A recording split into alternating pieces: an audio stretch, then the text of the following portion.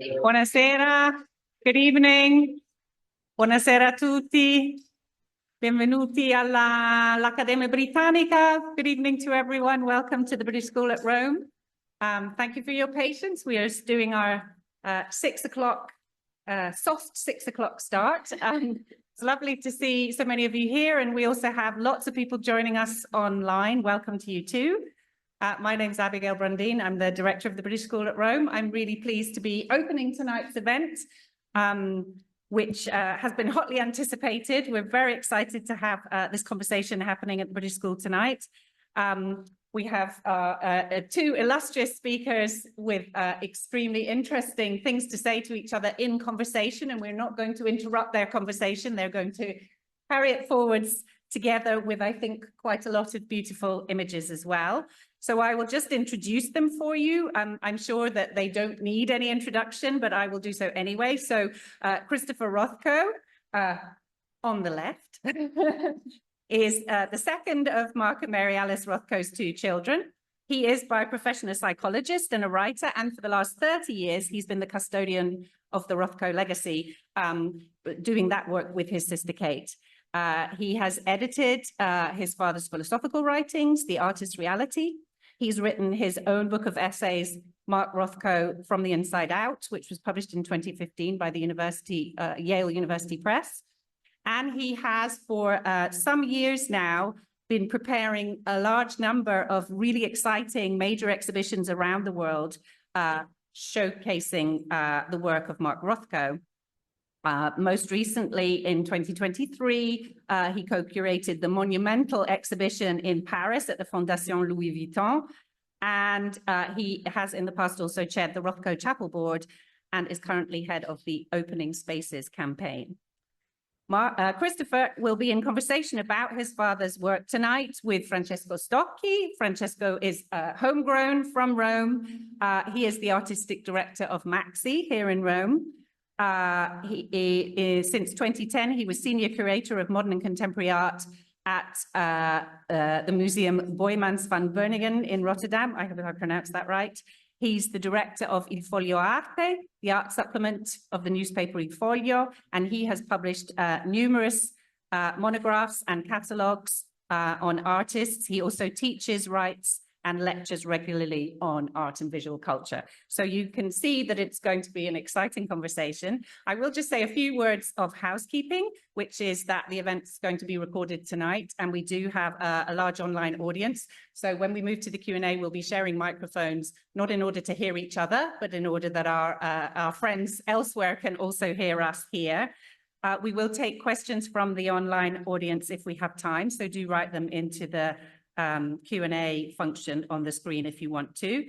I also wanted to say just a few words about our partners hosts tonight. So we're sharing the sort of hosting of this event at the BSR with our long-term and extremely significant partners, the Abbey Council. The Abbey awards are a key plank of the work that we do at the British School. We have 4 artists chosen by the Abbey Council every year coming to Rome for various periods. And we've been doing that since we first started accepting artists after World War I in the last century. So it's a very long and deep connection. Before I introduce my colleague from the Abbey Council, I just wanted to say that we are thinking tonight, and we're sort of slightly dedicating tonight's event to our colleague Andrew Stahl, who was a stalwart supporter and friend of the British School at Rome. He was a member of the Abbey Council. He was on the BSR's faculty. He was himself a wonderful artist and educator, and he died very recently. So we wanted to just mention Andrew Stahl tonight. So I'm going to hand over to Danny Rolfe, who's the chair of the Abbey Council, just to say a few more words about that before we start the conversation. Thank you so much.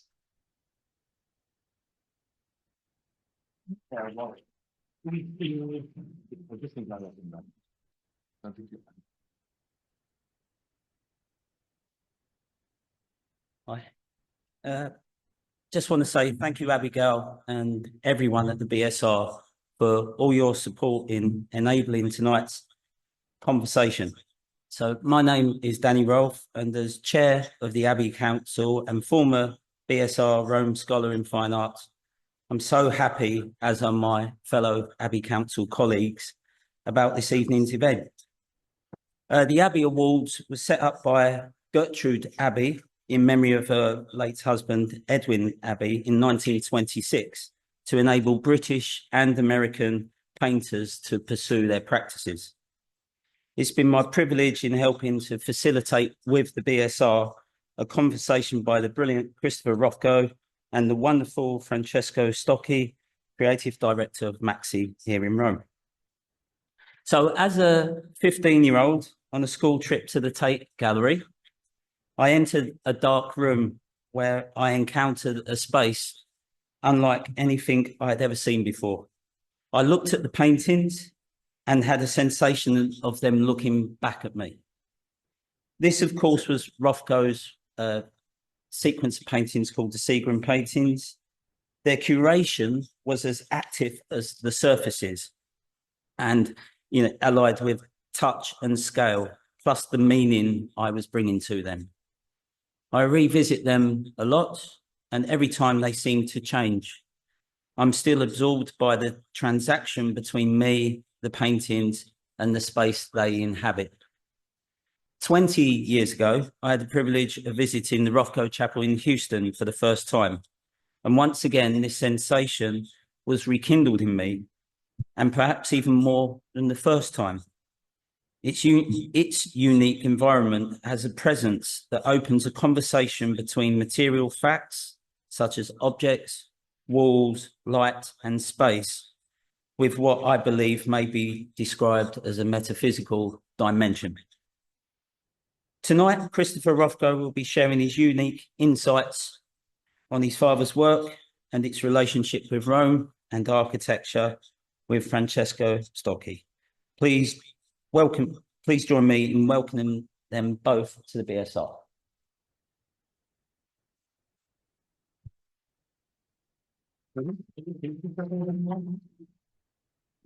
Yes. Trying to make this a little more of a conversation rather. So obviously we're oriented towards all of you, but we also need to talk to each other. So if any of you get tired of looking at this side of my face, just say something and maybe we'll switch sides. So. Yes, good evening, everyone. Thank you for coming. We will address the work of Mark Rothko around architecture, but actually will be occasion to speak also of Roman architectural sites. The time when Rothko visited the city and some specific places. And I think it would be a chance really to also to study a certain concern of architecture within Rothko's oeuvre.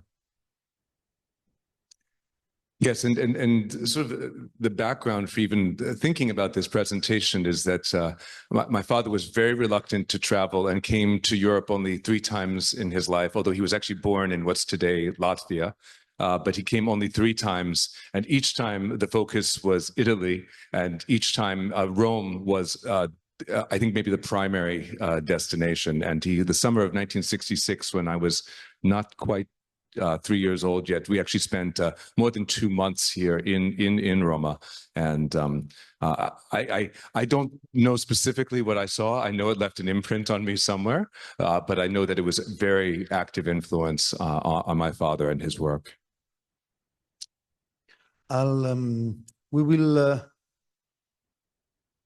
We prepared a series of images spanning the different periods of Mark Rothko, alongside images of Roman holy architecture. And here we are in the late 30s, and it's interesting to see how architecture is being depicted is inside the painting. Yes, so my father was a figurative painter for nearly 20 years of his career. People go to museums, and unless you're seeing a retrospective of his work, rarely do these works get shown. But as you can see, looking at this painting, he's already much more preoccupied with space and massing and color, arguably, than he is with the specifics of the people who are in the painting. So it's arguably some of them are for scale, but they really become almost part of the architecture, part of the structure, the pillars that's holding up the New York subway, the New York Underground.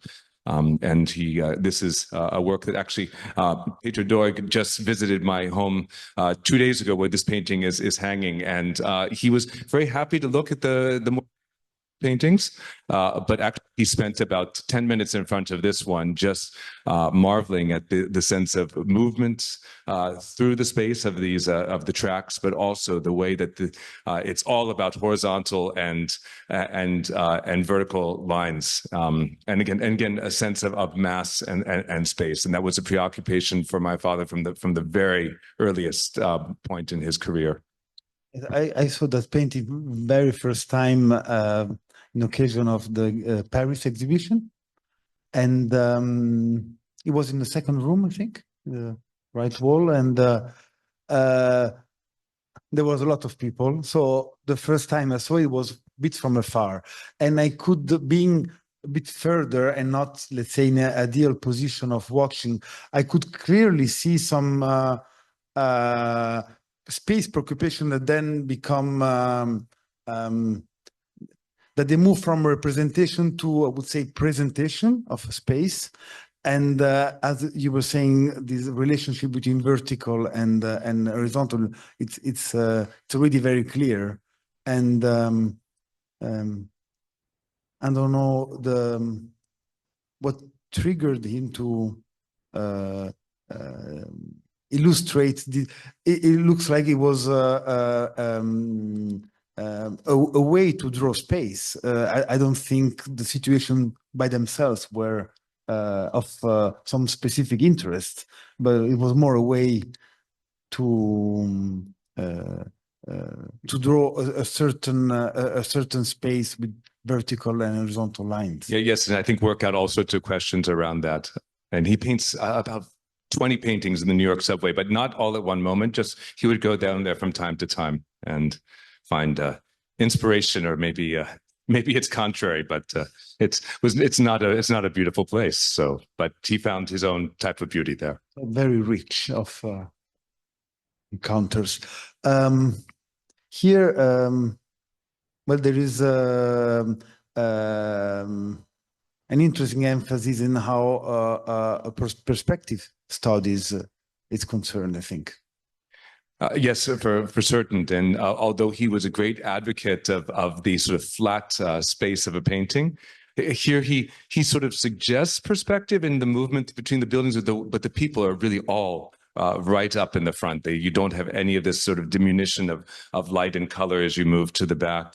And common with a lot of his urban and cityscapes, there's a real sense of claustrophobia, of things closing in. It's true. It's another reason that he paints so much in the subway. This sense of the urban setting really being almost oppressive on the people who live there, to the point where they really have almost no humanity. So again, even here, where you can see the faces, they're almost more grotesque than they are people who you can really understand who they are.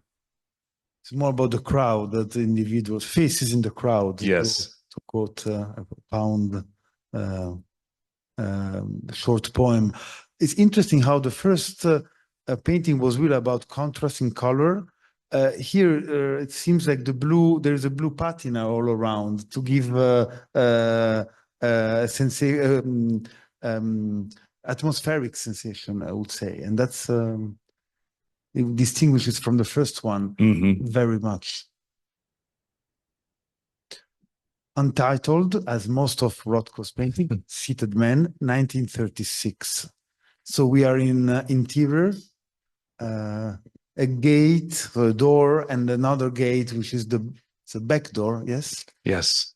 I love this painting, and it's also for non-Rothko connoisseur difficult to recognize this painting as a Rothko, I would say.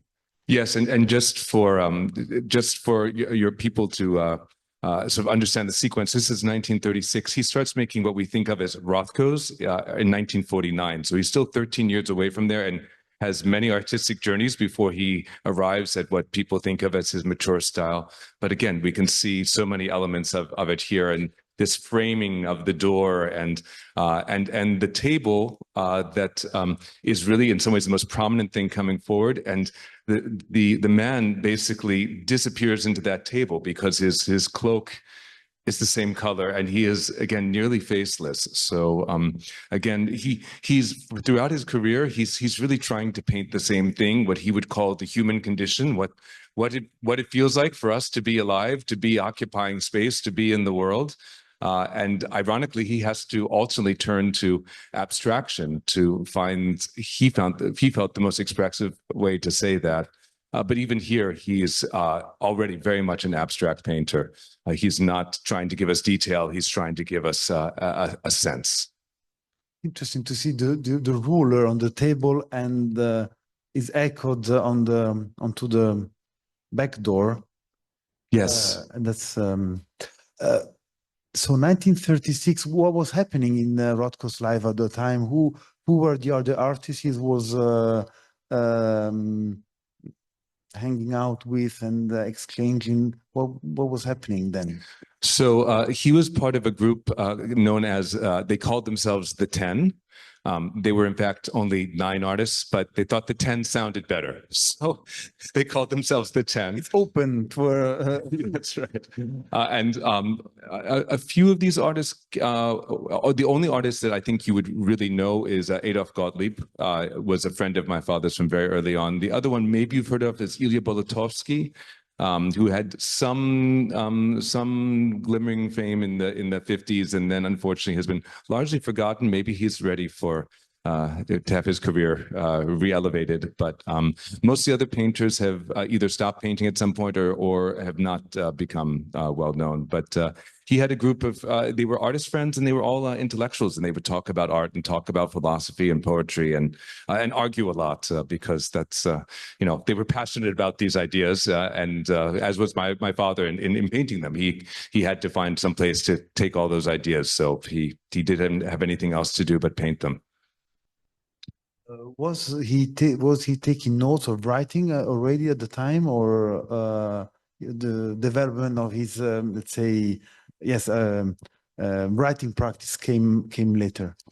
No, actually, 1936 is the first date we have for the manuscript of philosophical writings. It's just written up on a bunch of handwritten and then typewritten pages, and 2 of those pages he took a letter that he had started and didn't finish, and he just typed on the other side of the page. So one of those pages is dated 1936, and the other page is dated 1941. So this is roughly the period. But he was teaching art to school children, and he had written some short treatises on this subject, and that was the beginning of this book. It was originally going to be a book on teaching art to children, and then he ended up writing just much more generally about art history and about the role of the artist in society. I don't know who of you have read Rothko's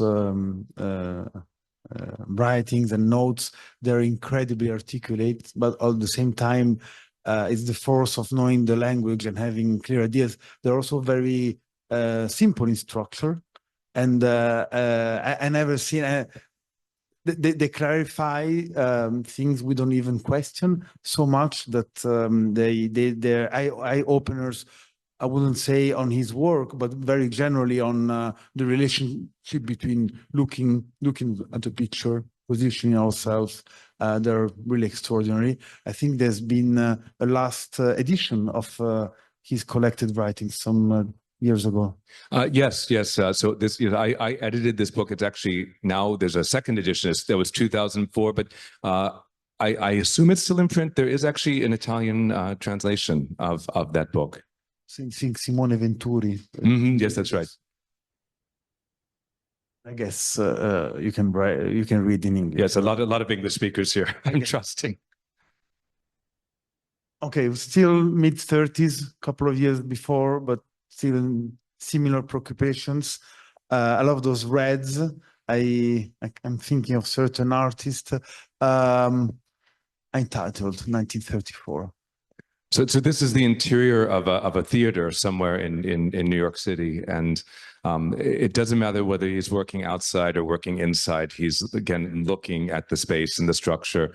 Those of you who know those Seagram murals at the Tates, those posters behind the desk look much like the Seagram murals. But even the way he's doing the staircase, again, flat presentation. So it's like this zigzag going down to show you how it moves for the eye, but in fact, he's still making a flat presentation. And again, the people are really all but impossible to decipher.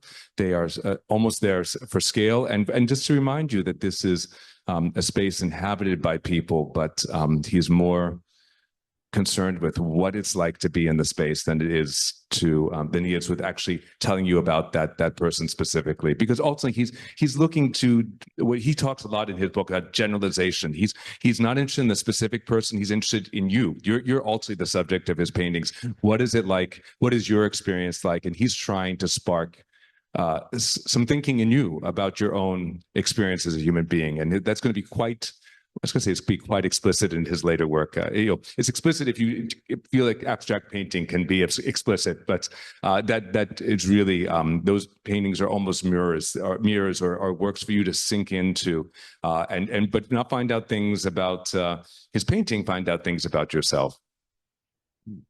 Well, exactly. The characters here are almost marionette puppets, and we are in the theater. I would like to invite you to pay attention of the concept of layers that will be recurrent on what we will see together. So here we are different stages and layers. But I like this fact of how to be explicit through abstract art. And I was just reading this sentence by Rothko: a picture lives by companionship. So already there is the idea of not absolute term of an image, but really of the context. So a picture lives by companionship, expanding and quickening in the eyes of the sensitive observer. So one would think, where is the focus? From the eye looking, or the picture? It's very interesting exchange of points of interest. And then it dies by the same token. It is therefore a risky and unfeeling act to send it out into the world. So we can see how expensive it is, how concern is about basically what is outside of the frame. Yes, and by that last bit about how it's an insensitive act to send out into the world, even as much as this painting is about you, and it only becomes something real in the interaction with the viewer. But obviously, there's a lot of him in there, because he's quite nervous about what's going to happen when he shows it to the viewer.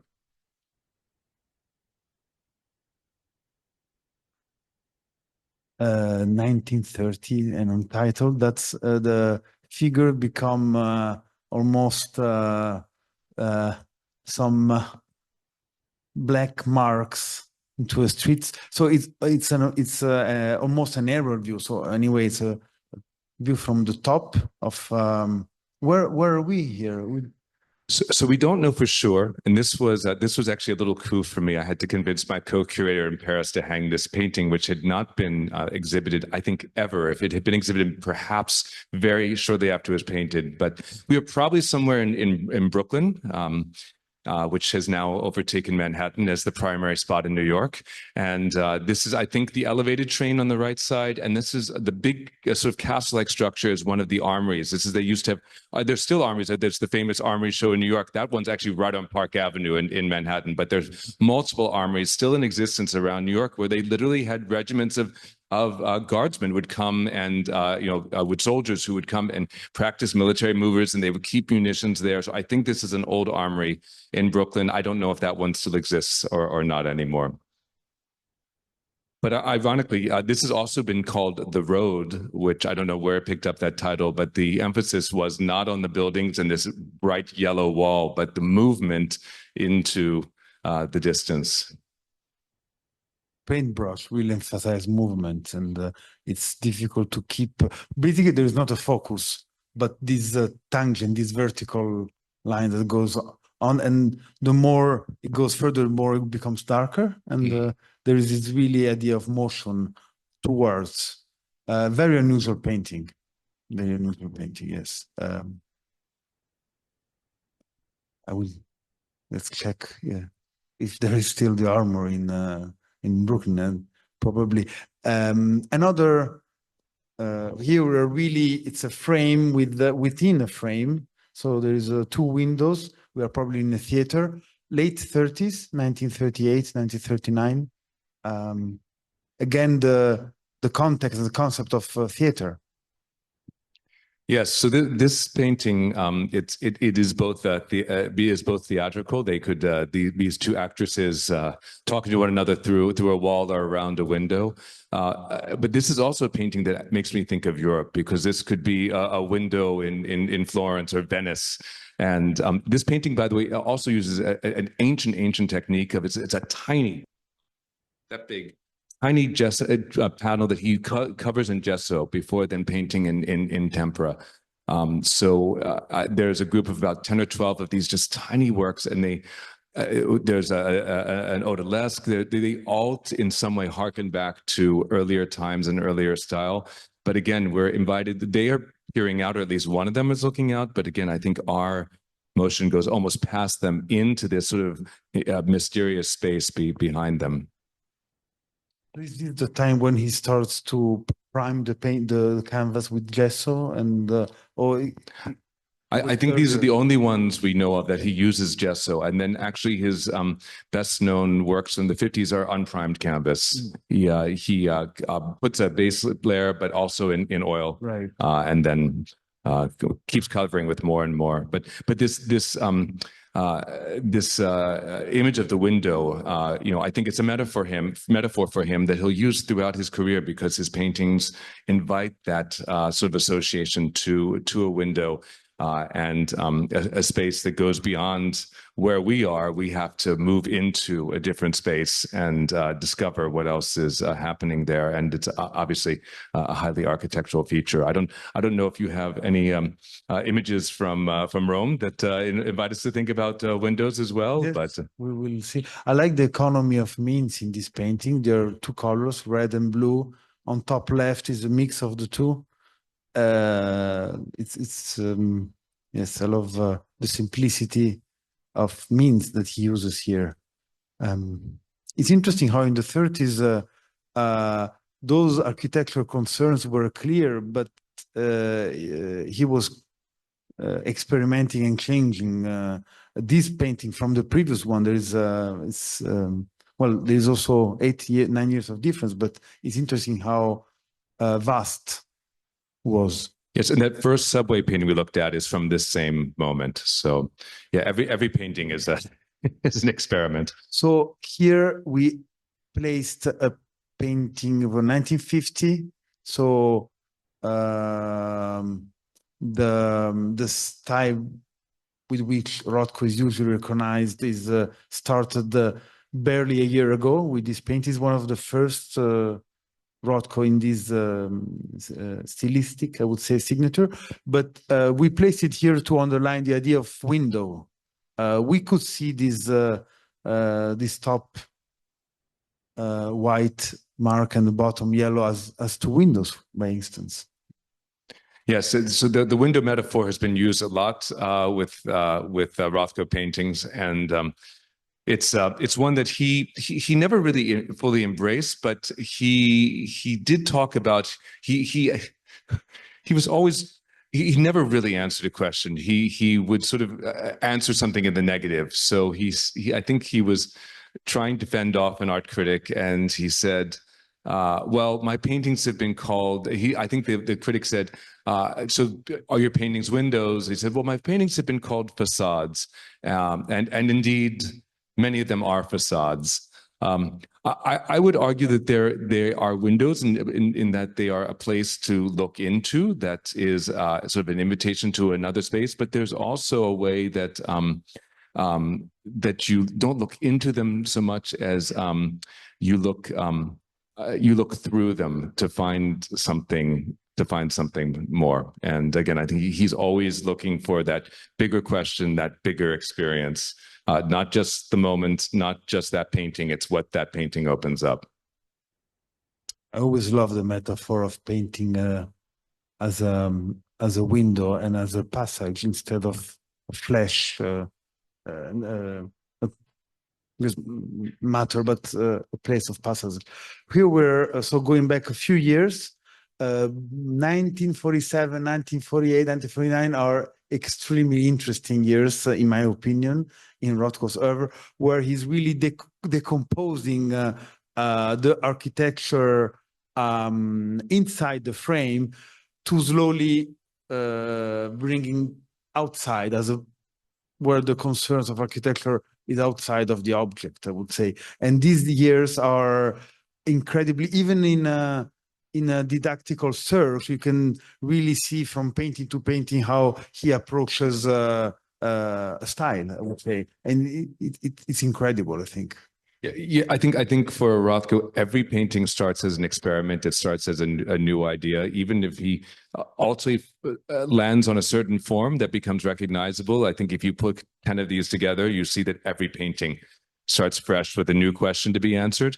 But in this period of the mid to late 40s, it's explicit, and you can see that he is trying to work out formal questions all the time. You see the palette of a 50s Rothko is already here. It's oranges and yellows and whites, and and there are many layers of color building that up. But you can see what the many layers of color are also mimicked in the structure, the formal structure here, where it's sort of strata upon strata upon strata, different almost like sedimentary layers of rock, as he's trying to create some sort of structure to communicate his ideas through most effectively. Difficult to grasp a centrality is incredibly powerful. So this one is like the following year, more saturated color, red and blue is and here's the first church. We made a selection of different, because holy architecture in Rome, there are about 2,200 churches in the so everything becomes holy to a certain degree. So the criteria of choosing was between certain specific places that maybe they were the first one, or they're they present some obvious characteristic that we would like to speak and to speak together about. Others come from maybe a personal encounter, me as a kid, and trying to be marveled by something. And also we will see how most of the churches we see in Rome, just as the city is about the notion of original is to be seriously revisited, because every church has been, although they carrying history, has known some severe reconstruction, revisitation. This church started with one nave and became navade, we say in English, or navata. The nave, the central. Yes, and became three. So also this idea of evolution and changing is always present, bringing to stratifications.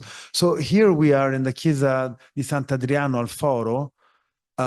So it's a church which is at the intersection of Via dei Fori Romani, and rather austere. We're 7th century after Christ. And then the last intervention were in the 16th century. It's almost a portrait. We have a huge gate, 3 big windows, the triangle on top. It could be really simple to to sketch it. We have it's all about we have one large rectangle, 4 rectangles in the center, and a triangle on top. It is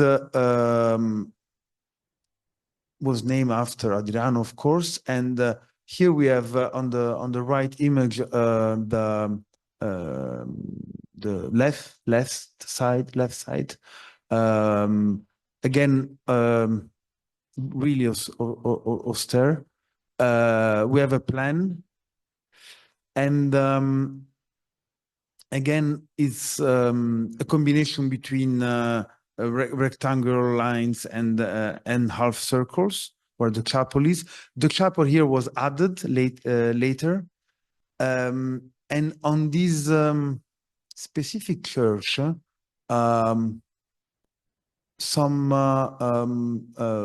bodies of not of saints but of some were buried to the outside. That's why we see some holes. So it carried this very well. Today is Halloween. It's part of the theme, I guess, and which I find it quite astonishing to use the external sides of this church, which is basically a cube, as graves.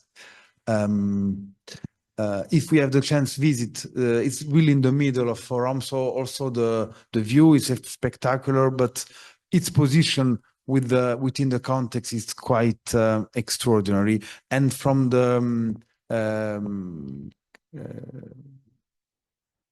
Foro Capitolino, we have a wonderful view of this church. So 1949, I will remember the painting from 1950 we saw. It was yellow and white. So we're getting, this is really the year of the last month or last period of passage. Yes, really, maybe 5 or 6 paintings after this, he's painting what we think of as his classic style, but you can see from the previous paintings before this that he's simplifying and creating. He's massing together, but he's really trying. He would call it making his works, giving his works greater clarity. He's trying to make his voice as simple and as maybe forceful is the wrong word, but as direct as possible. And so obviously part of his language is color, and for him, he would say color is the language of emotion. So he's trying to touch you on an internal level, on an emotional level, and he finds the more he simplifies what he's saying, the more directly he can show that. The more he's going to engage his viewer. So this is really just a couple steps away from the style that he finds that's not without variation, but that he's going to use for the last 20 years of his career. But we can, again, I chose this work not least because in these sort of final paintings moving into the 2 and 3 rectangle format, you can again feel these architectural building blocks that is always, I think, at the back of his mind. He said on a visit to Paestum in the southwest coast of Italy that were these 3 amazing Greek temples in a amazing plaza arrangement.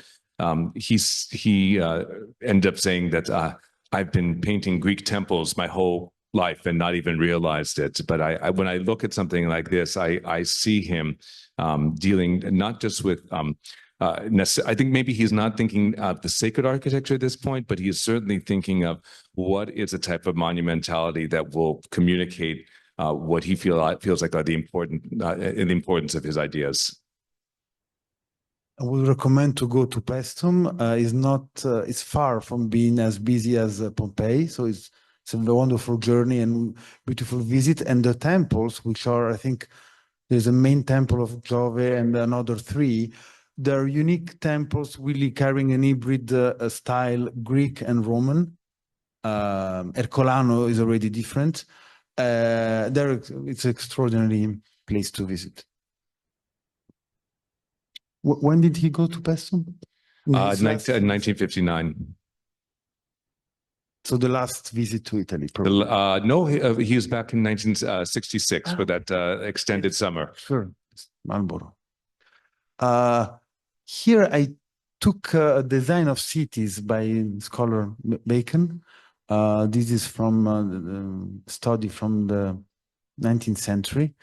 And we have three churches that the way they're placed, they form a triangle.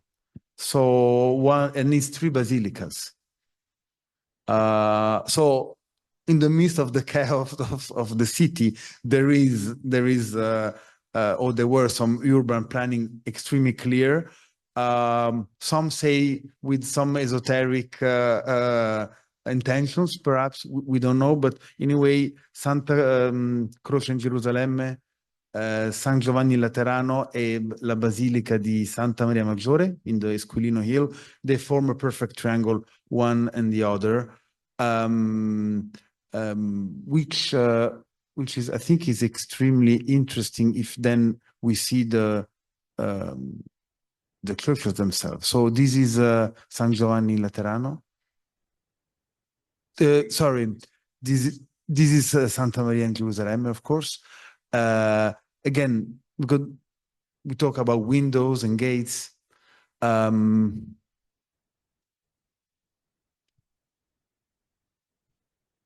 This is the interior. I think they stole that from my father's subway painting with all those pillars. It's incredible. Yes. But again, although my father has not yet visited Europe at that point, he's already thinking about all of these examples, which he's looking at in books, and he's seeing American copies of architecture like this. So, a quote by Ed Ruscha who said, "The ancients stole all our great ideas."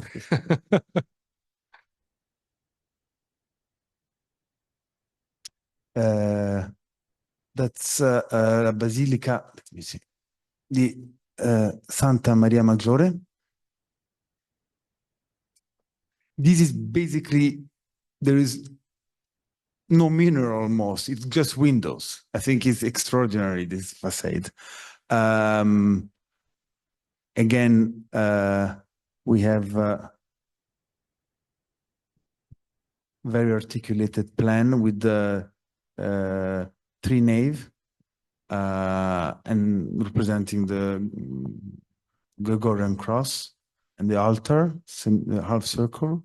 And the third is La Basilica di San Giovanni Laterano, which is the Basilica of Rome. Is also called the embassy of Vatican in Italy, in a way. So it really embodies the residence, of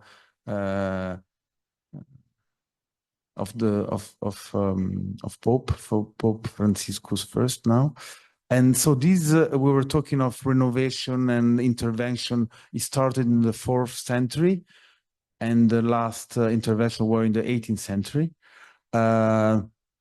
As for the three basilicas, they sit on top. So you have these, and not all the churches do. We have this idea of ascension. So these gates, these stairs that create a clear distance to the outside. This idea of ascensions, and here also those windows, this passage, this liminal passage from the inside to the outside, are very much part of the identity of the building, and then so rich on the top, and all this presence of saints and Jesus in the middle. Yes. And this is something we'll talk a little bit about when we get to some of my father's mural series. But all these presence of portals and windows. Yes, they're to bring light in, and you bring the holy light into the interior of the space. But it's also, and particularly as I look at these last two facades, it's marking a passage into another kind of place. You're moving from the profane world into the sacred world. You're moving into an area of mystery, an area of where I know that when I walk into a church, and this certainly happens also in the Rothko Chapel, which is non-denominational, my voice immediately drops, and I'm aware of entering a place that's not about everyday life, but is about something that is beyond everyday life. That, in other words, it has to do with ultimate causes. It has to do with what happens before we're born and after we die. And I think these portals, again, welcome us in, but they also tell us you're moving into a different realm. It's very true, and I would say that museums, also the way they were born, the house of muses, were born as such, and they moved slowly into actually institution places into the world, even more engaged in social patterns, I would say. While I think so, museum, I think they were a bit more like churches before, where you receive knowledge, and now they're changing radically into the world and into places for exchange, for questions, which is quite how it's happening fast. It's quite extraordinary.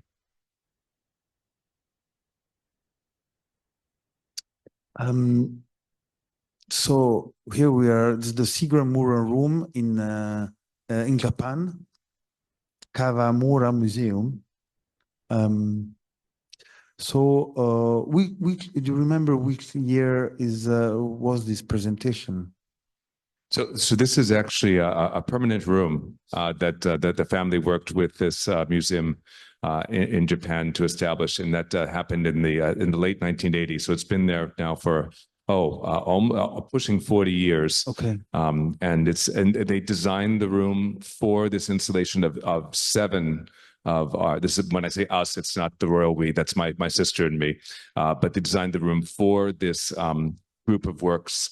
And created one. This was part of the conditions of giving them the works, was to create a permanent room that could be one. Again, it's very much an experiential space. These paintings almost cease to be paintings. They're creating an atmosphere. They're creating again a place of great reflection, a place of that's.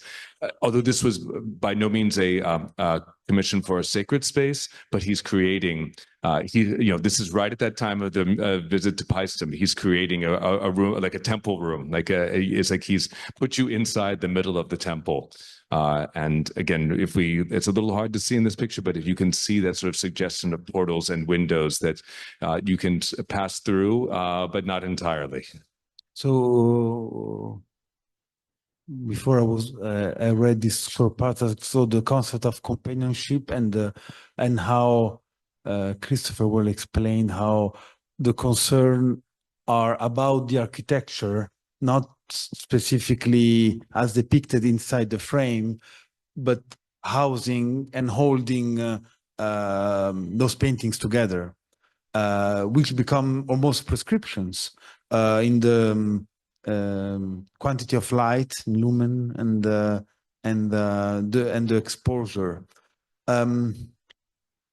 But by looking at those presentations, but also some exhibitions that Rothko himself installed, for example, at the White Chapel in London in the 60s, the concern was really to hang very low, right? Was it again to create a direct relationship to the viewer, or because even in here they're looking at the wall and how the wall is occupied by the painting is striking low. Yes, the paintings are hung very low and they occupy almost the full wall. And these are quite large works, maybe the largest ones, maybe 2/3 the size of that wall. So really quite sizable. But the idea is that even though it's at an institutional scale, he wants to maintain intimacy. So he wants you to be able to look that painting directly, right in the face, and have it sort of completely occupy your vista, so that you and the painting basically go on a journey together. You really it takes up your whole visual space, and I think his idea is that's going to take up your emotional and mental spaces as well. Painting as a field, or that's takes your body. Another presentation of the Seagram Mural Room is what was also introduced is in Tate, is a permanent room. I recall the light being more dim, or is my memory? I think this is the previous installation that was at what's now called Tate Britain, but was then the Tate. And this is actually a room that, although he did not make these paintings for that room, he elected to gift 9 paintings to the Tate. And they gave him a specific room with specific dimensions, and he made actually 33 of these panels for a commission that was only 5 paintings, but he kept working out the questions and working out the questions. He wound up with 33 of these panels. So he chose a specific selection for this room based on the dimensions of the room and a sort of strange second doorway, which he worked out through a very specific group pair of paintings that go on that short end wall. So again, he is as concerned about how the paintings are hung and presented as he is with the paintings themselves. And again, they are just sort of on the edge of being paintings. There are very much painterly qualities to them, but they're very much preoccupied with the room. He knew for the original commission what the shape of the room at the Four Seasons restaurant was going to be. He knew the dimensions, and he created something that would, by his own description, would completely overpower the room. I think by the time he has this museum space, he's not necessarily looking to overwhelm you, because I think it's a less confrontational sort of situation, because he knows you're there looking at the art a little more voluntarily. But he does, again, want to create a room that is almost entirely occupied by his painting and will give you almost no choice except to encounter what the paintings bring out in you or to leave. It's extraordinary. We can really think of, we can use the word installation, which is quite abused nowadays, but how it's hard to me to think of another painter who's really the painter is preoccupied within the blank canvas and a very defined space. A painter preoccupies so much about the space, about the architecture. I think we're talking about an installation because it's and that's really extraordinary. Would you like, Christopher, would you like to remind a bit of the story behind the Seagram for the one who may not know? Maybe you could shed a light on also how Rothko's ideas were and direction were clear, and what he wanted, what he didn't want, talking of companionship and context. Of course, it's one of the few moments of true drama in my father's life. This commission. But I'm going to just jump to the side for 1 second, because I love this idea of installation, and I do agree. It's sort of before its time. He's doing installation art, except that I also think about these amazing fresco-filled churches around Rome and of course elsewhere. But where better than here? And of course, those artists who are painting frescoes in these magnificent buildings are doing their own type of installation art. I mean, I'm sure they're making something that is in some ways very specific to where they are. Absolutely. We have, if you visit San Luigi de Francesi, to the left, the last chapel to the left, we have the 3 Caravaggios, which are actually in the original place where they were commissioned for. Most of 95% of Galleria Borghese, why it is an extraordinary place, because it remained extremely close to the original desires and convention of the commissioner. So it didn't have so a painting into its own original place. And Baroque was very much preoccupied with that. Bernini, as we know, was also a painter, and it was important for him. But not as much. Being also a sculptor, he could let's say express his spatial interest through sculpture. While the preoccupation of Rothko with spaces and around it's really fundamental, I think, to have a better understanding of his needs as an artist.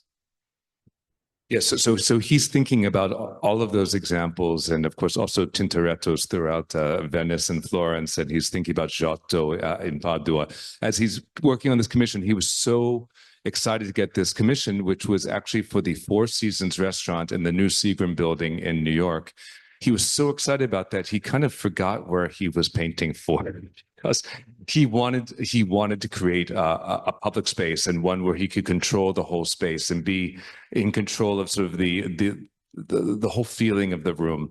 So it was actually not even for the main dining hall at the Four Seasons. It was for a private dining room at the Four Seasons, but he convinced himself it wasn't really going to be quite that. It was going to be the workers' commissary, because of course he had very leftist politics, and he was really convinced he was going to make a place of great meaning, and he has Greek temples on his mind. He has all these frescoes on his mind.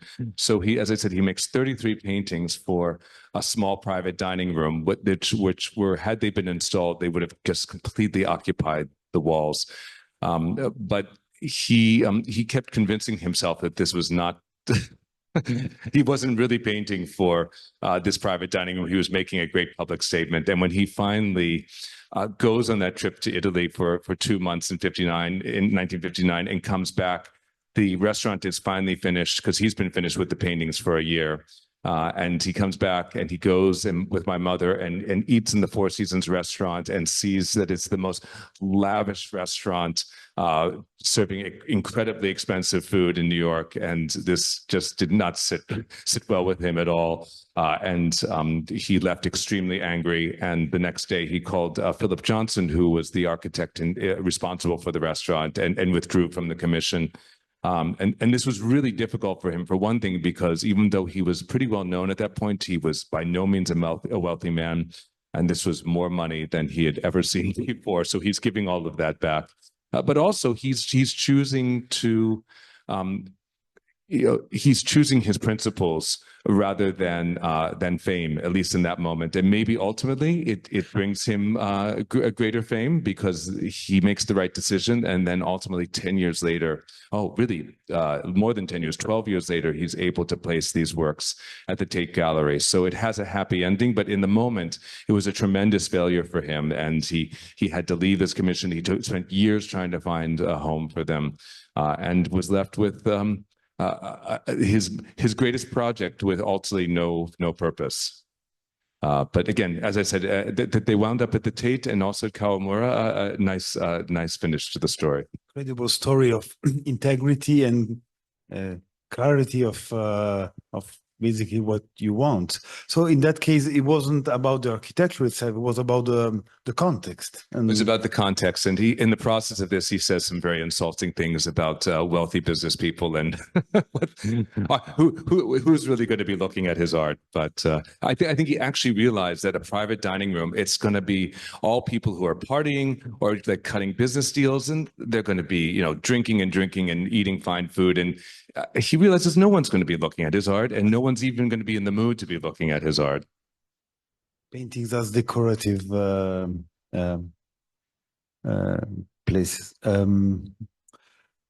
Here we're still looking at the Seagram mural room at Tate. I have a question that now came to my mind.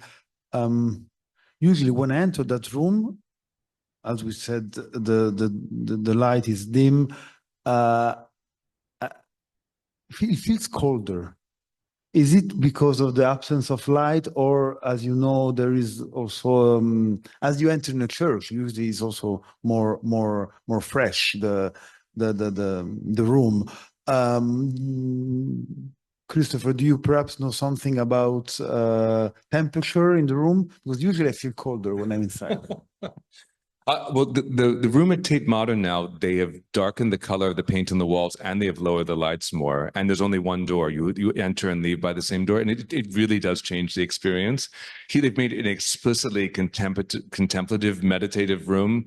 I think the old room, which we're seeing here, is not as explicitly about that, but maybe you're getting a little chill because you need to deal with your own soul. I don't know. How's your soul doing right now?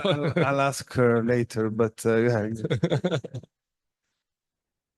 but interesting. Here there are a few untitled sketches for the Seagram Mural series. So it is a series, but actually, as you were saying before, when you first talked about the classic Rothko works from the 50s on, each work carried its own identity and ideas. Can we state that Rothko is not a painter thinking in series? Would you agree with that? Most of his easel paintings are not made in series, but he does have 3 mural commissions, and then he has a final commission in the last year of his life to do a room for UNESCO's new headquarters in Paris, which is going to be in conversation with the Giacometti sculpture. So in these 4 instances, he paints in series, and but I'm not sure. But again, I think he's thinking as much about the room as he's thinking about working out an idea in progression. In fact, these are rare cases to see the thinking in series within some works. But usually in looking at paintings, which maybe they're done in a short amount of time or close to another, but I wouldn't invite the viewer to look into a series criteria, but different. Although some seem very similar, it's not about that. Those absolutely, and these are fantastic. So 1959. And these are studies for his next set of murals for Harvard. So I'm wondering if we can skip ahead soon to the Rothko Chapel, which is his one opportunity to actually control architecture and painting. So Absolutely, yes. So these are all just little tempera, the very small tempera sketches on just very simple construction paper, which unfortunately is not the greatest thing to paint on. I hope these will be with us a long time still, but these are actually with just a beautiful format, I would say, almost squarish, not perfectly square, I think, but wonderful format. So 1962, and alongside those, again, windows, I thought of this this basilica, which is Basilica di Santa Maria in Araceli. The foundations are from the 1st century, 3rd century after Christ, but the development is 1200, 13th century. Again, extremely austere. Again, I cannot help to look as it was a portrait. Huge stairway to ascend. Actually, there is a Roman way to, if you want to win at the lotto, you should do the whole stairs on your knees. And that's an attempt, at least. And so this is the outside, and then whoa, the inside is you wouldn't expect, of course. So there is also a surprise effect by entering. The inside and outside are very distinct, and I don't know if some of you have seen it. It's another extraordinary work. We saw the Harvard sketches, and this is the Harvard room, which will lead us to the Rothko Chapel. The Harvard room is another commission and another, I would say, site-specific and permanent place. Well, I think the intention to be permanent, but unfortunately, it was installed in a room with huge plate glass window across from the works, and 3 of these works faded terribly. Actually, these 3. So you're actually seeing these in a reinstallation at the Harvard Museum with actually colored light projected on them that takes them back to their original color because that light was so intense for 20 years time, they faded to only a shadow of their former selves. So this was actually from an exhibition from about a decade ago, where they did this actually fairly miraculous intervention to bring them back. And then you can't see the backside, but it was a room with two sides, and there are two murals on the other wall that were not affected nearly as much by the light. But these are now back in concert with those because they're all back to their original colors. But this was unfortunately not a permanent installation. It was, but we would love to bring it back. I don't think this would happen anymore. There is some conservatory concerns that we know the light burns everything, and especially works on paper, but also painting, they cannot be exposed for too long on direct light. So these are sketches for the Seagram series, which I don't know if you can see this, but my father said he was directly influenced by Michelangelo's that entry portico and staircase at the Laurentiana in Florence, where he bricks up all the windows. So my father, again, he's got this. He has two feelings about windows. One is to take you into another place, but he wants to keep you here. So Michelangelo, I don't know if he's simply responding to the idea of a library where he wants you not dreaming out the window, but in fact, focusing on what's in front of you. But my father thought that was just brilliant. And he loved the architecture, but he also loved this idea of the window that, in fact, you can't quite look through. And he keeps your focus in that interaction with the work.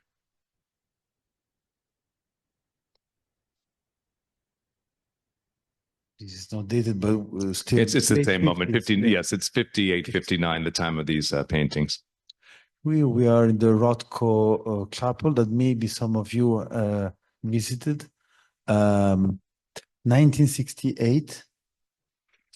So he makes the paintings from 65 to 68, but the building actually isn't finished until 71, which is after he's passed away at that point. So he never actually sees the Rothko Chapel, although everything that he was responsible for, and including all the architectural plans that he was very involved with, are done. So maybe we should actually jump to the next slide and then come back to this, because this is actually not the chapel, or maybe one further. This shows you the layout, but we'll come back to this. Let's actually show a view of the chapel. Oh, we have some architect. Yes. So this is actually the chapel as it exists today, with my father's paintings in them, and you can see here that his style has been reduced to his most minimalist, his most minimalist encounter with the viewer. There's actually more color in the side panels than you can see here. They are black on burgundy, but still quite minimal, very, very flat.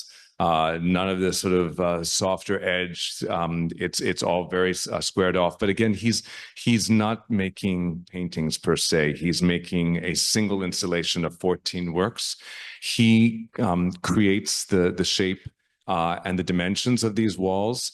The paintings are the size they are because that's the size of the walls, and the size of the walls are that size because that's how big the paintings are. It's really one artwork. And he is again working with architect Philip Johnson, and Philip Johnson is actually quite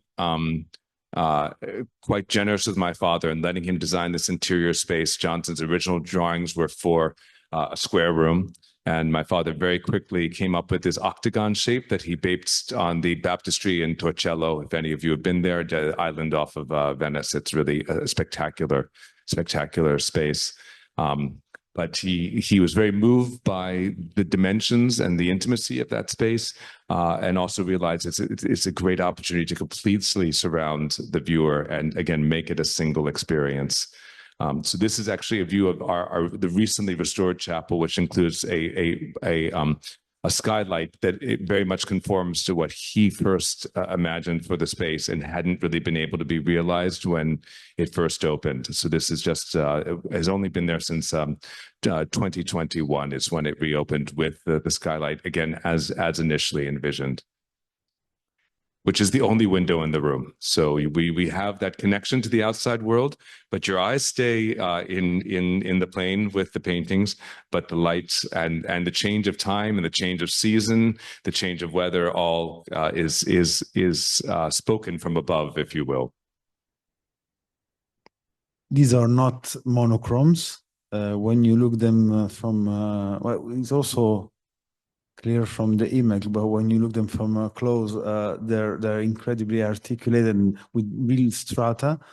And I agree, it's one work, it's one immersive space. And we started from works from the 30s, and so the 47, 48, 49 changing onto the classical style and reaching that point. We can see how incredibly linear and evolutive is. For example, I don't think art history in general is evolutive, but that's a whole conversation I think to have. There are up and downs and avant-garde, etc., that don't make a linear. In Rothko's case, it's really incredible to see the real evolution of more than a style of intentions, basically of reducing the necessities of expression, maybe interiorize them. And I found it really striking the way he develops that. Yes, absolutely. He reduces to the most essential things as a way to sort of not distract you. And he wants, of course, he's present here, but he really wants the conversation to be about you. So some of the panels are quite reflective. It really becomes almost explicitly your journey, and he's creating almost a tabula rasa for you to start. With just the suggestion of. You need to, you really have to figure out this room, and you're not going to figure that out unless you make your own journey through it. So let's just quickly, in the first presentation of the Rothko Chapel, besides the skylight, what changes but also the installation itself, the rhythm which the paintings are organized.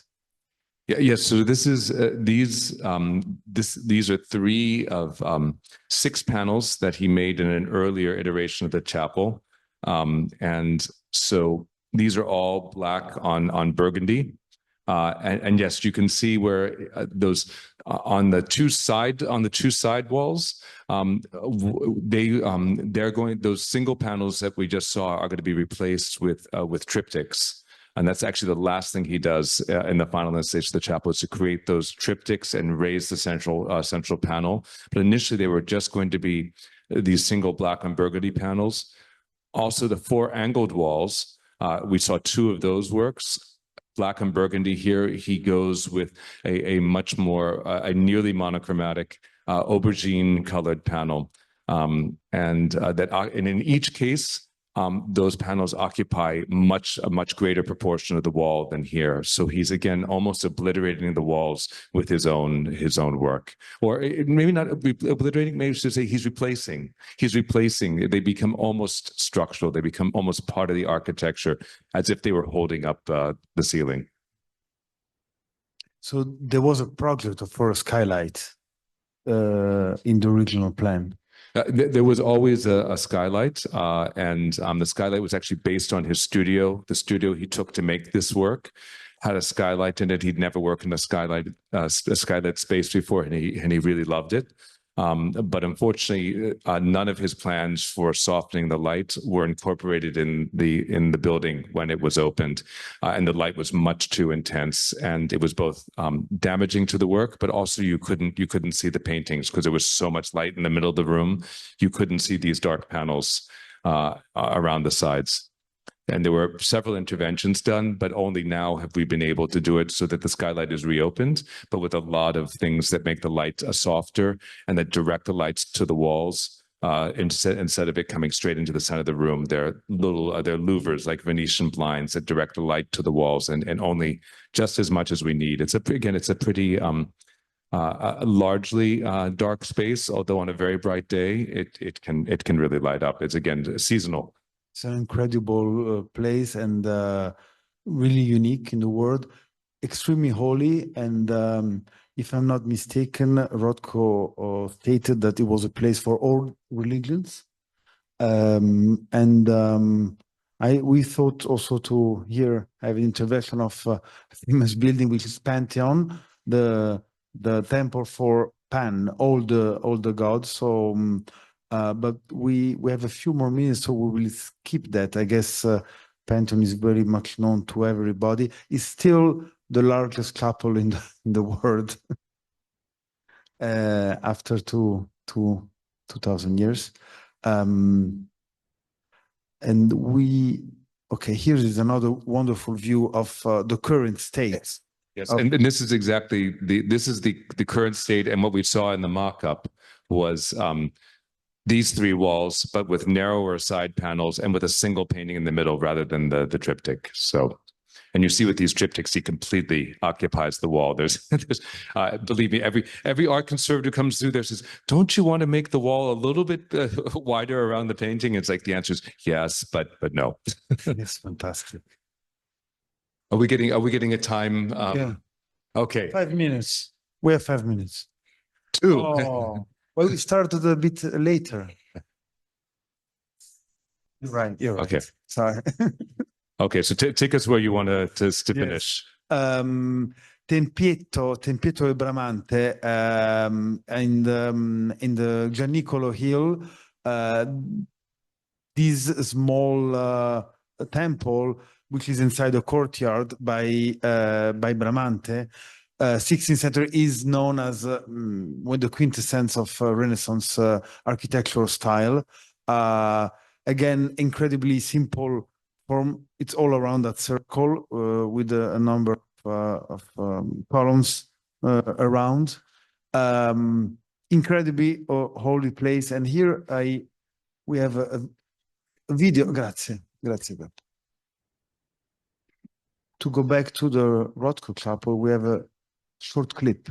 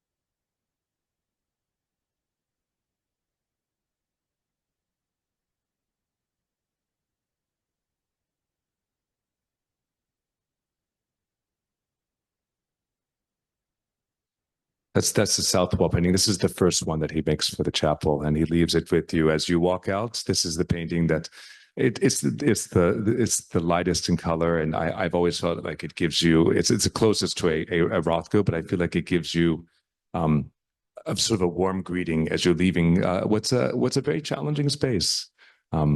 But hopefully you have a beautiful experience. If you haven't been to the Rothko Chapel, it's actually closed right now for restoration. We had some hurricane damage this summer, but we will reopen. And I really encourage you, if you have not been to, or even if you have been, come back, because it changes literally from minute to minute. So please do come and visit. It's incredible to see the central paintings of the triptych, how is slightly elevated from, so it really creates score almost and a whole rhythm. And as you pointed, the relationship between canvas and paint and wall reminds me when we saw the San Giovanni Laterano. It was made mostly of windows and not of facade anymore. It's very interesting, this relationship between how to occupy a surface. That's really interesting. Maybe you have some questions for us. So yes, we do. Well, should we start by thanking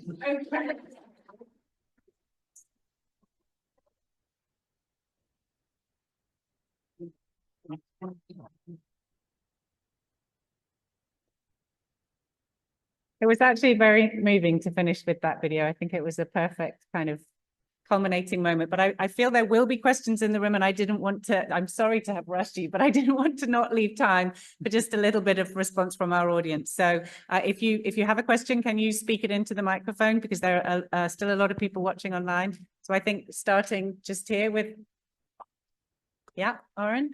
Thank you. Thinking back to that painting you showed earlier, the untitled painting of 1930 with the armory and the street, you've talked about Mark Rothko's engagement with architecture found in Italy. How about with Italian painting of the early 20th century and of the interwar period? Could you say anything about that? Was there any engagement with painting from Italy in that period? Did he see it?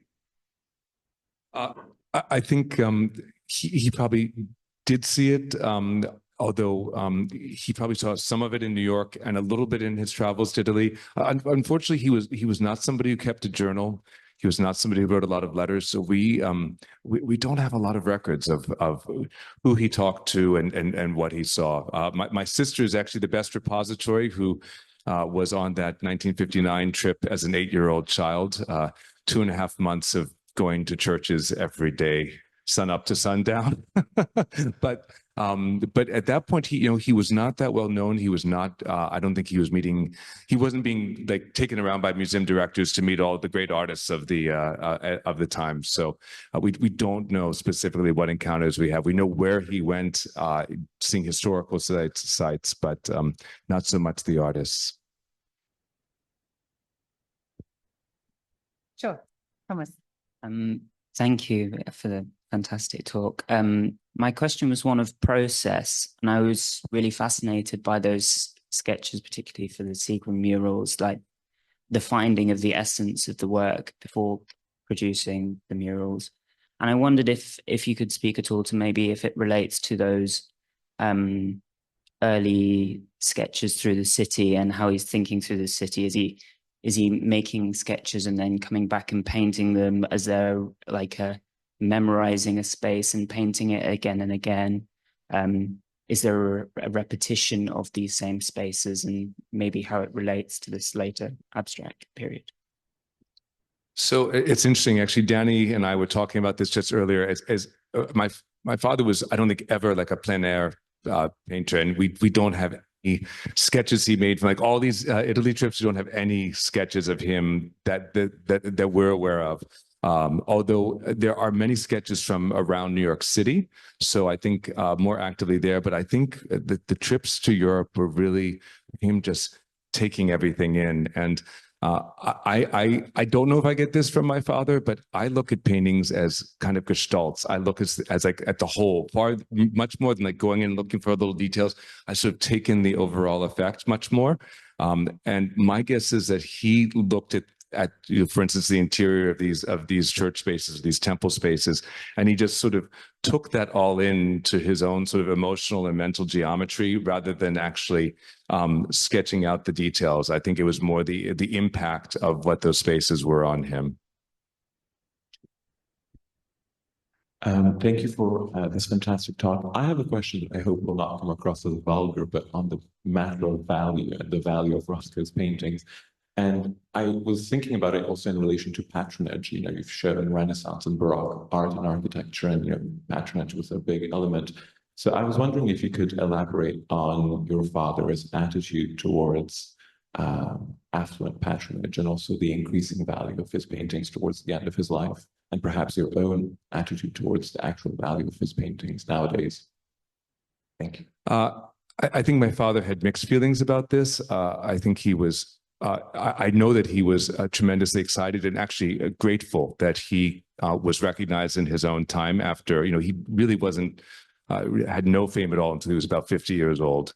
And I think he was grateful that to be recognized in his own time, and that in the last 10 years or so of his life, he was able to support himself just by painting, having taught for many years before that. He actually loved teaching, but he was very happy when he was actually finally able to take a proper studio and be there essentially all day. So yes, he felt like it was very important for an artist to be able to support themselves, and he felt like his works, that he should be paid a good fair price for his works. And he had collectors that he was very friendly with, who would sometimes complain that, Mark, I just bought a painting from you 6 months ago. How come it costs $1,000 more? Just, it's your problem that you like this work, and that's how much this painting costs. So he was not shy about getting what he thought was a fair price for his paintings. But honestly, if he saw the art market now, he would just be upset. The fact, I think the business people in the room are turning me off. That art has become a commodity. It's become a trophy. That his works, it could take so much money at auction that dollar figure or pound figure it eclipses whatever the work is. And now you have works that go off into vaults that are bought by consortiums of 10 or 12 investors. It's just another commodity. So that would just make him so upset, honestly. Okay, we'll take one more question and then. I just want to tell everyone about the difference between encountering the work in Houston in the chapel 20 years ago in the light that you spoke about, Christopher, and then after the renovation. And the experience the first time was so particular and so stunning and enveloping, and make me feel quite embryonic in a sense, like a body inside another body. And then after the renovation and being able, with the adjustments to the lighting, that suddenly the surfaces became like elemental and up close, almost smelling them.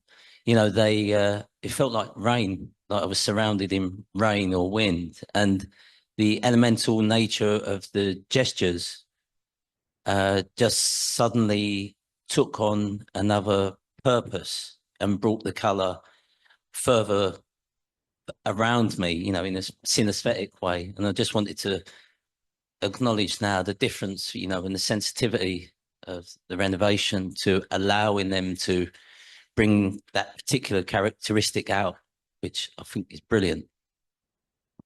Just an observation. Thank you. I spent 15 years of my life working through that question. Not by, believe me, not alone, with amazing architects and art historians and art conservators. But yes, it really, and we did this only because we thought we could get quite close to what the original intention was for the room. This was not just our thinking we can make the light better, but it really was trying to get to where he had hoped to go with that room. Ladies and gentlemen, I'm sure that there are many other things we could talk about, and we can do so upstairs over a drink. You are all warmly invited to join us under our own installation, the Bridget Riley Ceiling Verve upstairs. And please do join me in thanking again Christopher and Francesco for this really very beautiful, thoughtful, and quite moving evening's conversation. Thank you.